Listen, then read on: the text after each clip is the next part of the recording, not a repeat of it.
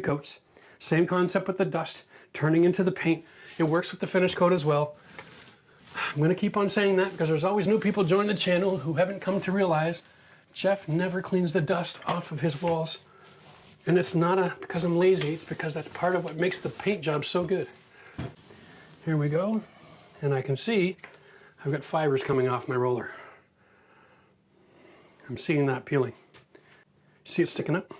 So before that becomes a problem, we'll remove it from the roller. Here we go. Now the drywall itself doesn't need as much primer as the mud. Okay, the paper's already been treated with some stuff, so you don't have to be as concerned about getting it solid white. Depending on the color you're painting with, all right? I'm using a misty gray. Should have pretty decent coverage with 2 coats, which is what I'm using. But the drywall mud, this is where you want to load it up. Get 1 run. Okay, push that in there. If it's sliding around, you can stretch it out a little bit. But as long as it's rolling, just medium pressure. You don't want to push so hard that you cause nail pops.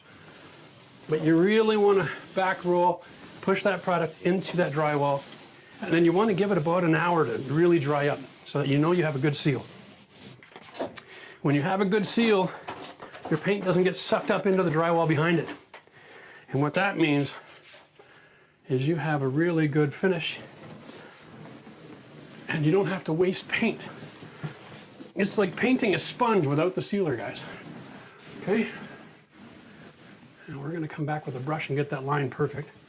I'm just making sure I don't have any drip sitting on the wall. There we go. Okay. All right, boom, starting to look like a bathroom. Okay, that's it for priming. I'm just gonna pull out the brush, do my cut lines. We are adding trim everywhere around this room eventually, so the carpentry, right? So I've got quarter round of stuff going everywhere, so no worries there. Keep life simple.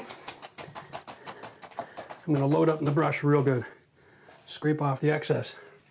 Check how much paint I'm holding inside. Nothing on the outside, it's all inside. All right, so then I can come along here like this. And of course this is all getting painted too, right? So we don't have to be worried about it.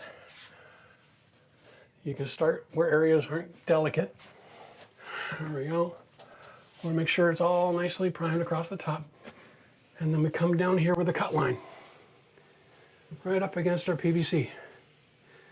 Now the reason I love PVC is because you can also get a plastic knife, little drywall tool, like a 1-inch spatula, when you're all done.